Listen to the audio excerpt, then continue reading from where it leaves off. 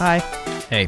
So I was thinking about this game recently, Mm-hmm. and how much better I think Tony Hawk is better than it story-wise. At At least this one, which I think we talked about on an earlier episode, how I think Skate 1's the best story. What's the story in Skate 1 again?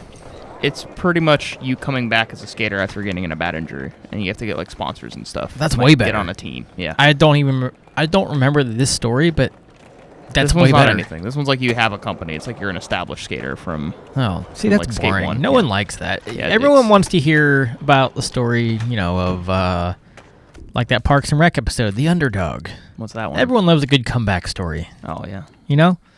Are you gonna say it? No, we all know it. If you don't, go watch Parks and Rec bloopers. It's really good. Parks and Recreations bloopers. Yeah. Parks ands. Oh, look at this place. Whoa. I want to climb that in Breath of the Wild.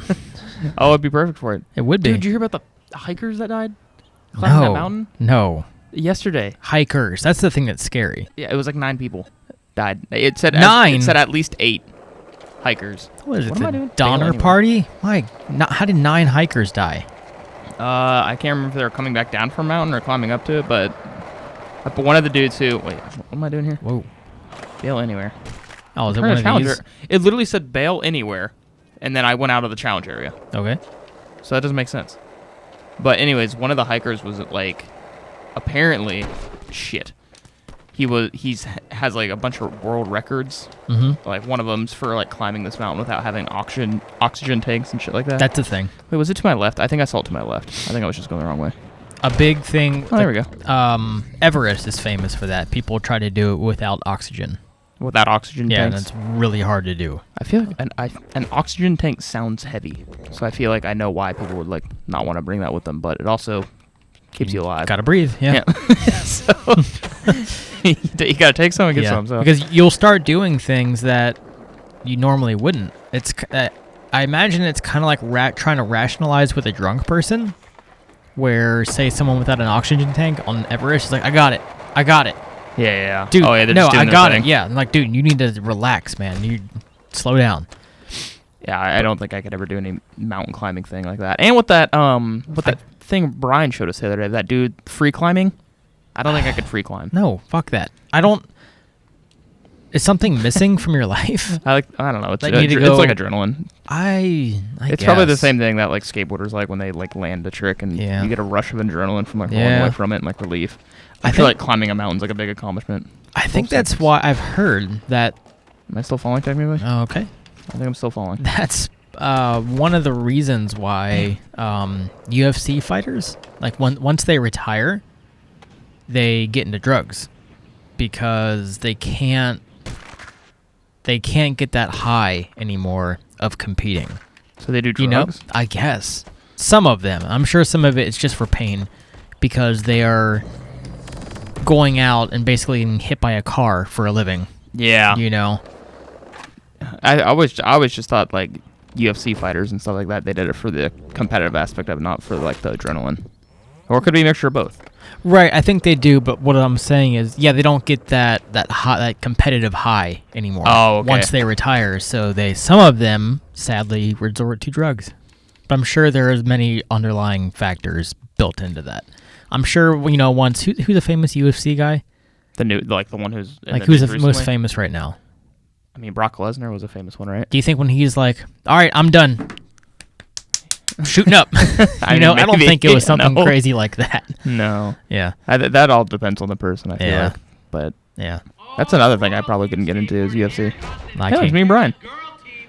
Yeah, I don't have it into me to hit someone. If anything, if someone starts arguing, I'll be like, well, we are not going to disagree here. So what? Yeah, no, the whole aspect of especially in the Legend of Brian Ames, concept of like fights that I heard in high school and stuff. Yeah. Like when people would get in fights and shit. I'd be like, the only reason that they're in fights is because one thinks the other one is right. Right, and you're talking about, and they want to be dominant. And you're talking in high school about primates, basically, with unformed brains. Yep. That don't know what they're doing. Just, go back up. Oh, here we go. And have no sense of self or self-control or anything. Sorry to all you high schoolers out there. I don't know. I just thought it was I just thought whenever I heard about fights and shit in high school, I just always thought it was stupid. No, I did. Yeah, I did too. Yeah. Plus, I don't like getting hurt. I don't want to get hurt. It's like I've talked about this before. A friend of mine who I see pretty much once a year. He's always like, "Yeah, man, I was about to fight this dude." Like, you're cool. You're 30. Yeah, oh my god. I have a job that I'm really happy with and a mortgage, and you're living at home and fighting people. Yeah, Right that still sounds like a child to me. Yeah. I don't know. I'll be okay if I never have to fight someone, unless I'm like fighting to live. I could see it. Yes, that's different. Like surviving. But like if someone cuts you off in traffic, your inclination isn't to physically maim them. For some people it is, but no, not me. Yeah, really. Maybe if the stars aligned and you caught me like on the right day, maybe You would fight someone over driving? Maybe. I would have to be. I mean, you know me. You see me every day. Nothing really gets under my skin. No. I don't think you should fight someone for raging. Or in a car accident. The only instance that I can think of recently is when I almost didn't get my house.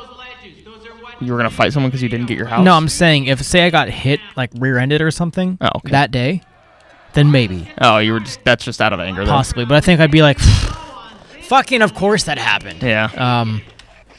I don't know. Yeah, I don't have that in me.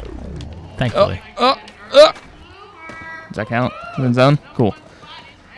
This is how all competitions work. They just light up an area. You're supposed to see it. That's how it works. That would be cool. You know? If they had street competitions where they just had like glow lights around a spot. Okay, there's like. So speaking of competitions, do you know how is the Olympics gonna work? Like with the skateboarding? You mean skateboarding Olympics? Yes. I have no clue. Are there gonna be teams? Like, is it gonna be the average of a team?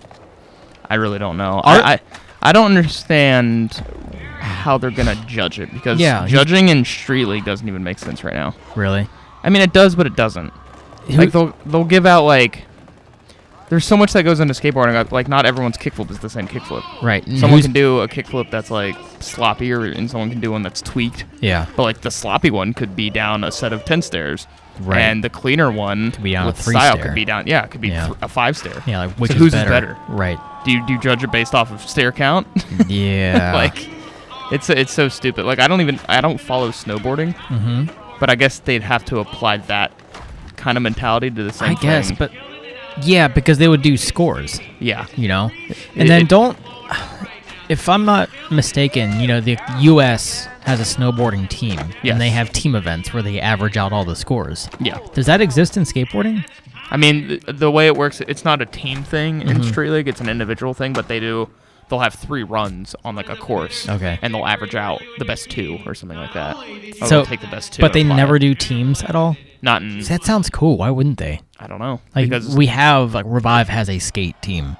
Oh, you like, mean it'd be cool to see, like, Aaron and Doug and John all go out and compete against other skateboarding teams. I mean, they have as one unit, you know. They have contests like King of the Road, which isn't like a sponsored. Well, I guess it can be sponsored, but King of the Road is a super like street thing where it's held by Thrasher, like they're the ones who host it, and each team who gets picked every year gets like a book, and it has a book of challenges. Like they travel around in like a van for like weeks or for a couple months, and they try to complete the challenges. Couple months?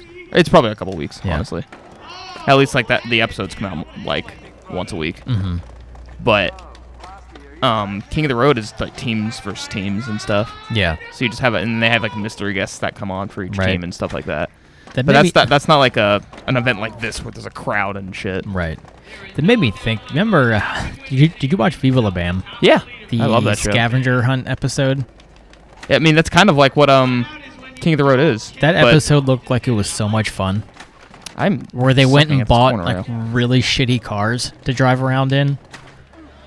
I don't remember that at all. It was, I think, Bloodhound Gang, because like they were friends with the BAM, and then 2 other teams, and they all bought cars. I'm talking cars that cost $200 maybe. And so each team had $200 cars. Yeah, like each team had a really shitty car to drive around in, and they had to do like the most weird challenges ever. I remember one of them. I remember this vividly for some reason. That's one of those weird things that just stuck with me, was they had to bowl a strike wearing shoes that were filled with cheese. And I remember... Sounds hard. Yeah, and looking back now, this could have easily been edited, but like, I'm going to do this first try, and they did it, which, who knows, it could have been. Some people are really good at bowling. But I remember it was Brandon DiCamillo. He filled shoes, like the bowling shoes, with all the little holes in it with cheese. Mm-hmm. Like, you put them on, and you just see the cheese, like... Squirt out the sides and yeah, shit. and Yeah, whatever reason, I remember that. Well, we're close to... We're close to time. Well, no, yeah, we're close to time, but we're close to getting 300,000 boards sold, which means we'll get a cutscene after that. Ooh. So, hold on. Sneeze. Nice. So on the next episode, we're going to continue towards that goal. I'm going to keep doing these random challenges. And I'm going to leave us with a cliffhanger here. Did you What is listen to NVC from Friday? The new one? Wait, maybe. Yes, I did. Okay, well, spoiler if you heard that, then all I'm doing is I'm just proposing a question, so it's not really a spoiler. Okay. But I'm going to cliffhang us into tomorrow. What is it? They asked the question of... They asked the question is your favorite video game also the best video game you've ever played? I thought about that, so... Yeah. So next episode we'll answer it? We will answer it on tomorrow's episode. Goodbye. Of the Z Button. Stay tuned. I'm going to get a monster real quick. Bye.